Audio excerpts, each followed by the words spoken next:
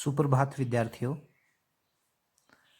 इससे पहले वाले वीडियो में हमने मुंशी प्रेमचंद द्वारा रचित दो बैलों की कथा पाठ पढ़ा था और उसके दूसरे वीडियो में हमने दो बैलों की कथा पाठ के प्रश्न उत्तर पढ़े थे, समझे थे। आशा है कि वो वीडियो आप सभी विद्यार्थियों को समझ में आया होगा और फिर भी अगर आपके कहीं कोई दिक्कत आती है, समस्या आती है तो मुझसे पूछ सकते हैं, अपनी समस्या रख सकते हैं।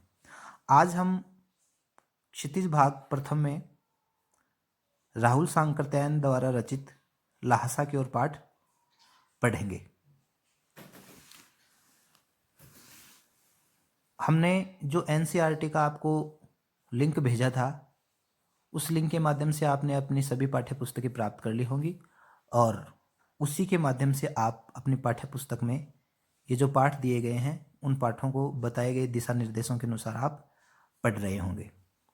सबसे पहले इस पाठ में हम राहुल सांकृत्यायन का जीवन परिचय देखते हैं। राहुल सांकृत्यायन का जन्म 1893 में उनके ननिहाल पंदहा आजमगढ़ उत्तर प्रदेश में हुआ था और उनकी मृत्यु 1963 ईस्वी में हुई थी।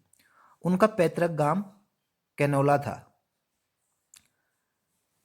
राहुल सांकृत्यायन का मूल नाम केदारनाथ पांडे था। क्या था? केदारनाथ पांडे। सन 1930 में लेखक ने श्रीलंका जाकर बौद्ध धर्म ग्रहण कर लिया।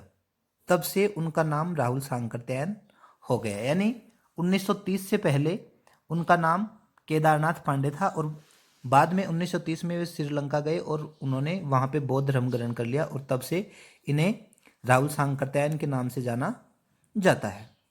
राहुल सांकृत्यायन जी को पाली, प्राकृत, अपभ्रंश, तिब्बती, चीनी, रूसी, जापानी सहित अनेक भाषाओं के जानकार थे। ये अपने आप में बहुत बड़ी बात है कि कितनी भाषाएं हैं, पाली, प्राकृत, अपभ्रंश, तिब्बती, चीनी, रूसी, जापानी, तो बहुत भाषाओं के जानकार थे, बहुभाषी थे। राहुल सांकृत्यायन को महापंडित भी कहा जाता है क्योंकि हमें तो मुश्किल से 2-3 भाषाएं आती हैं, 2 भाषाएं आती हैं, लेकिन राहुल सांकृत्यायन जी हैं उनको 8-9 भाषाएं आती थी और राहुल सांकृत्यायन की विद्वता के कारण इन्हें महापंडित भी कहा जाता है। इनकी रचनाएं हैं मेरी जीवन यात्रा, ये यात्रा वृत्तांत है। दर्शन दिग्दर्शन 22वीं सदी, चौथा है वोल्गा से गंगा, भागो नहीं दुनिया को बदलो, आगे है दिमागी गुलामी और 7वां है घुमक्कड़ शास्त्र। ये घुमक्कड़ शास्त्र से ही ये पाठ लिया गया है। राहुल सांकृत्यायन द्वारा रचित पुस्तकों की संख्या लगभग 150 है। राहुल सांकृत्यायन में यात्रावर्त लेखन में राहुल सांकृत्यायन का स्थान अन्यतम है। उन्होंने घुमक्कड़ी का शास्त्र रचा है और उनसे होने वाले लाभों का विस्तार से वर्णन किया है। घुमक्कड़ी का शास्त्र यानी घूमने वालों का शास्त्र, यानी उसमें घूमने से संबंधित बातें लिखी हैं। विस्तार से वर्णन करते हुए मंजिल के स्थान पर यात्रा को ही घुमक्कड़ का उद्देश्य बनाया। उनकी कोई मंजिल नहीं है, उनका घूमना ही उनका उद्देश्य है। घुमक्कड़ी से मनोरंजन, ज्ञानवर्धन यानी ज्ञान बढ़ता है एवं अज्ञात जो पहले जाने नहीं गए थे, अज्ञात स्थलों की जानकारी के साथ साथ भाषा एवं संस्कृति का भी आदान प्रदान होता है। राहुल जी ने विभिन्न स्थानों के भौगोलिक वर्णन के अतिरिक्त वहां के जनजीवन की सुंदर झांकी प्रस्तुत की है। यानी घूमने से हमें क्या क्या लाभ होता है? मनोरंजन होता है, ज्ञानवर्धन होता है, अज्ञात स्थलों की जानकारी मिलती है और वहां की भाषा एवं संस्कृति का भी आदान प्रदान होता है। अब इस पाठ को संक्षिप्त परिचय हम प्राप्त करेंगे। संकलित अंश राहुल जी की प्रथम यात्रा, संकलित अंश यानी ल्हासा की ल्हासा की ओर। इस संकलित अंश राहुल जी की प्रथम तिब्बत यात्रा से लिया गया है, यानी पहली बार जब ये तिब्बत गए थे उस यात्रा से लिया गया, जो उन्होंने सन 1929-30 में नेपाल के रास्ते से की थी। प्रथम तिब्बत यात्रा कब की थी? 1929 से 30 में नेपाल के रास्ते से की थी। उस समय भारतीयों को तिब्बत यात्रा की अनुमति नहीं थी, इसलिए उन्होंने यह यात्रा एक भिखमंगे के छद्म वेश में की थी। छद्म वेश यानी वेश बदलकर जाना। राहुल सांकरतायन वैसे भद्र पुरुष थे, लेकिन उन्होंने अपनी यात्रा किसके वेश में की थी? भिखमंगे के वेश में, क्योंकि भारतीयों को वहां जाने यात्रा करने की अनुमति नहीं थी। इसमें तिब्बत की राजधानी ल्हासा की ओर जाने वाले दुर्गम रास्तों का वर्णन है। तिब्बत की राजधानी क्या है? ल्हासा। इसमें जाने वाले दुर्गम रास्तों, दुर्गम जहां जाना कठिन हो, दुर्गम रास्तों का वर्णन उन्होंने बहुत ही रोचक शैली में किया है। इस यात्रा वृत्तांत में हम उस समय के तिब्बती समाज के बारे में भी जानकारी मिलती है। इस पाठ में लेखक ने नेपाल से तिब्बत की ओर जाने की यात्रा का वर्णन किया है। यह रास्ता तिब्बत जाने का मुख्य मार्ग है। जब फरी क्लिंगपोंग का रास्ता नहीं खुला था, तब नेपाल ही नहीं हिंदुस्तान की चीजें भी इसी रास्ते से तिब्बत जाया करती थी। इस रास्ते में जगह जगह चौकियां और किले बने हुए हैं। इनमें कभी चीनी पलटन रहा करती थी। तिब्बत के रास्ते में जगह जगह चौकियां और किले बने हुए हैं। उनमें पहले कौन रहा करती थी? चीनी पलटन। चीनी पलटन यानी चीन की फौज रहा करती थी। अब वहां किसानों ने कब्जा जमा लिया है। ऐसे ही एक किले में लेखक ठहरा था। जो रास्ते में किले हैं उनमें लेखक अपनी यात्रा के दौरान ठहरा था। तिब्बत में यात्रियों के लिए बहुत तकलीफें हैं, पर वहाँ कई अच्छी बातें भी हैं। वहाँ जाति पाति तथा छुआछूत का सवाल नहीं है। तिब्बत में क्या नहीं है? एक तो जात पात नहीं है, जात पात का सवाल नहीं है, और एक छुआछूत जो भारत की सबसे बड़ी समस्या है, एक नासूर है भारत के लिए। छुआछूत की समस्या है नहीं है। वहां की औरतें पर्दा नहीं करती। वहां की औरतें क्या नहीं करती? औरतें पर्दा नहीं करती। कहाँ की? तिब्बत की। ये अपने आप में अच्छी बात है। भिखमंगे को लोग चोरी के डर से अपने घर में नहीं आने देते। वैसे आप किसी घर में जाकर अपने लिए चाय बनवा सकते हैं।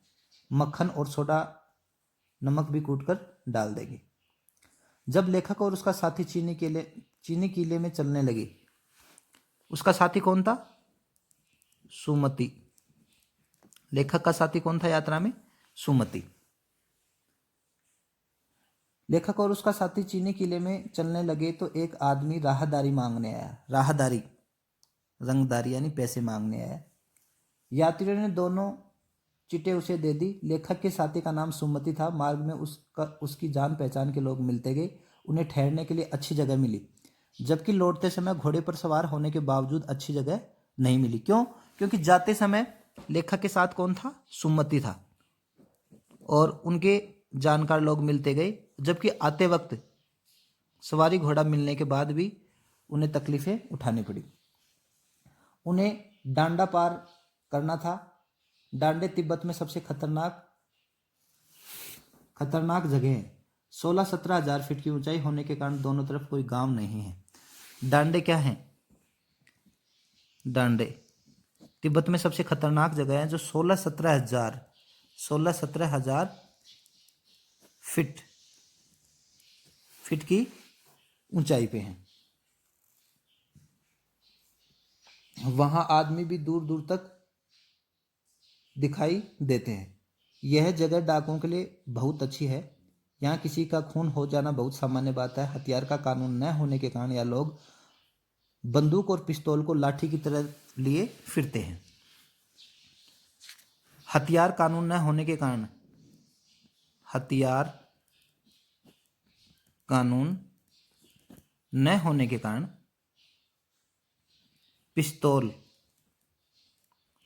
पिस्तौल और बंदूक, लाठी के लिए, लाठी की तरह लोग लिए फिरते हैं, यानी यहाँ पिस्तौल और बंदूकें मिलना आम बात है। क्यों? क्योंकि वहाँ कोई कानून नहीं है। लेखक और सुमति घोड़े पर सवार होकर ऊपर की ओर चले।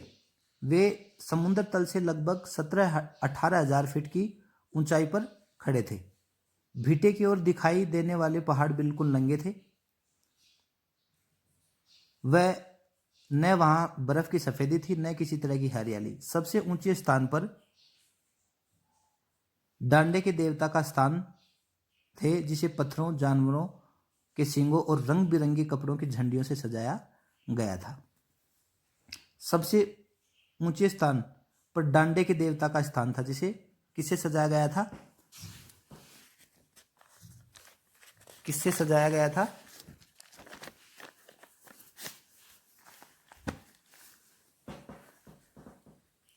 पत्थरों,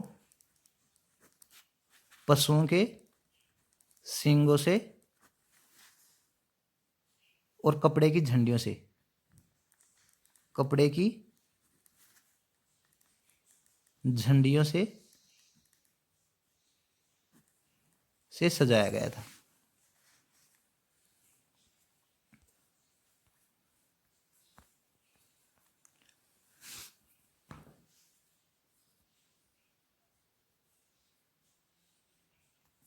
अब लेखक को उतराई करनी थी। उसका घोड़ा धीमे चल रहा था। लेखक ने समझा कि चढ़ाई की थकावट के कारण वह ऐसा कर रहा है। गांव में सुमति इंतजार करते मिले। पहले तो वे देर से आने के कारण गुस्सा हुए, पर जल्दी ही ठंडे हो गए। उन्होंने चाय सत्तू खाया, रात में गर्मा गर्म थुप्पा पिया। क्या पिया? थुप्पा। वहां का स्थानीय पेय है थुप्पा। अब वे एक विशाल मैदान में थे। एक छोटी सी पहाड़ी थी। यहाँ के आसपास के गांव में सुमति के बहुत से यजमान थे।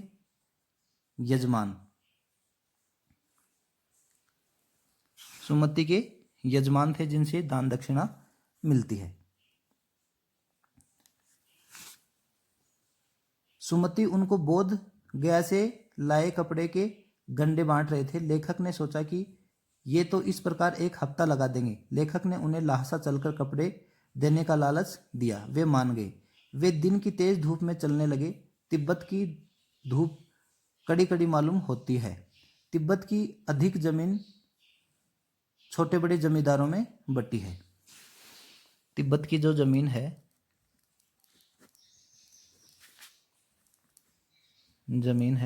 वो किस में बटी है? छोटे बड़े जमींदारों में, जागीरदारों में बटी है।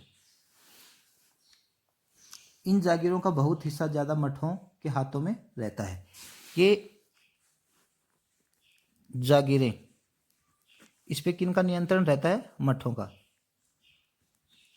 मठों का नियंत्रण रहता है। मठों के हाथ में इनका नियंत्रण होता है। यहाँ मजदूर बेगार में मिल जाते हैं।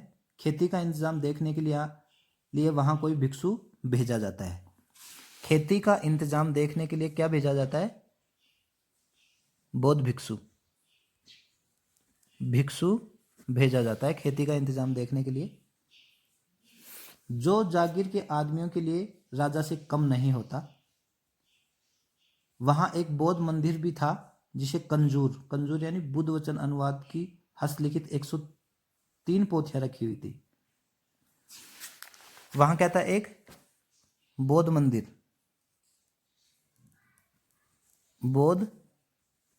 मंदिर था। कहाँ? कंजूर में। और वहां क्या थी? 103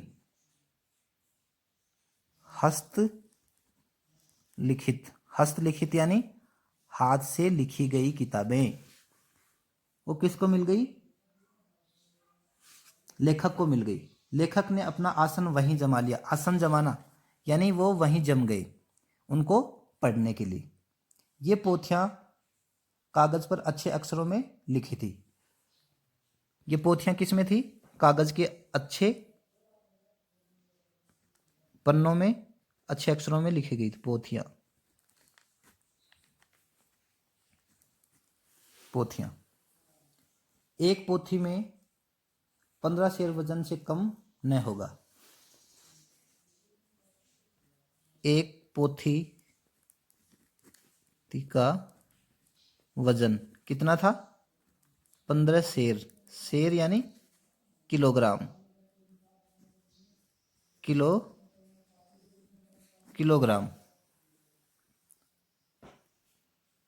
अब की बार लेखक ने सुमति को अपने यजमानों के पास जाने दिया। क्यों?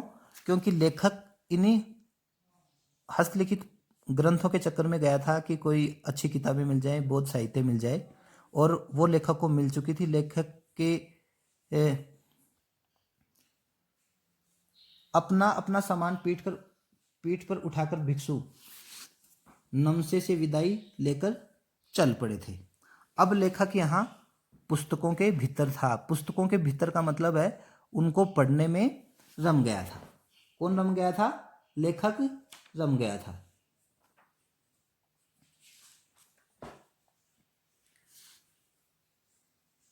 अब इसमें, इस पाठ में 3-4 बातें महत्वपूर्ण हैं। एक तो उस समय तिब्बत में हथियार का कानून न होने के कारण यात्रियों को डाकुओं का भय हमेशा बना रहता था, और हथियार का कानून न होने के कारण वहां पिस्तौल और बंदूक आसानी से मिल जाती थी।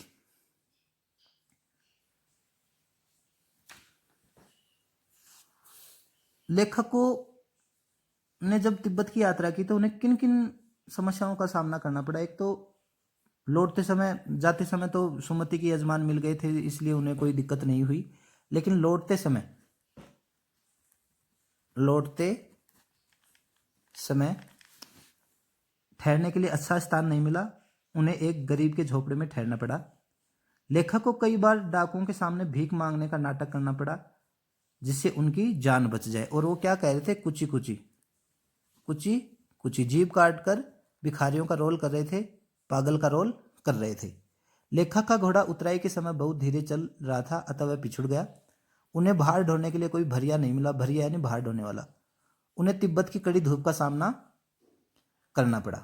दूसरी इस पाठ में मुख्य बात बताई है कि तिब्बत में एक तो जात पात नहीं है। जात पात, एक पर्दा प्रथा नहीं है। पर्दा प्रथा नहीं है। वहां की स्त्रियां पर्दा नहीं करती, वे अतिथि का सत्कार करती हैं। वे अतिथि के लिए चाय पका देती हैं और अपने घरों में किसी भिखमंगे को चोरी के डर से नहीं घुसने देती।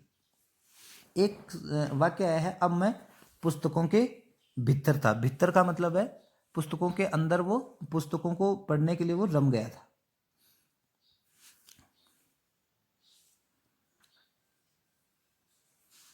लेखक ने तिब्बत की यात्रा किस वेश में की थी? भिखमंगे के वेश में की थी। ठीक है। डांडे के देवता का स्थान कैसे सजाया गया था? पत्थरों के ढेर, जानवरों के सींगों और रंग बिरंगे कपड़ों की झंडियों से सजाया गया था। तिब्बत में सबसे ज्यादा खतरनाक जगह कौन थी? डांडे। डांडे सबसे खतरनाक जगह थी। 16-17 हजार फीट पर, 1000 फीट ऊंची थी। वहां डाकुओं के लूटने का डर, भय हमेशा बना रहता था। लेखक को कितनी पुस्तकें मिली? 103 पुस्तकें मिली। एक पुस्तक का वजन कितना था? 15 शेर यानी 15 किलो वजन था।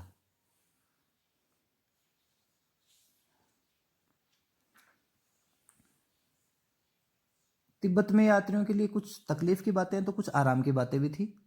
दूसरा, उनका घोड़ा धीरे चल रहा था। कैसे चल रहा था? धीरे चल रहा था, इसलिए लेखक यात्रियों से पिछड़ गया था। बीठे के पहाड़ कैसे थे? बिल्कुल नंगे थे। ना वहां कोई बर्फ थी, ना सफेदी थी, ना हरियाली थी। और तिब्बत के मार्ग में आदमी कम दिखते थे। क्यों? क्योंकि इस सुनसान मार्ग में लोगों की हत्याएं हो जाती थी, लोगों को लूट लिया जाता था, इसलिए वहां लोग कम दिखाई देते थे।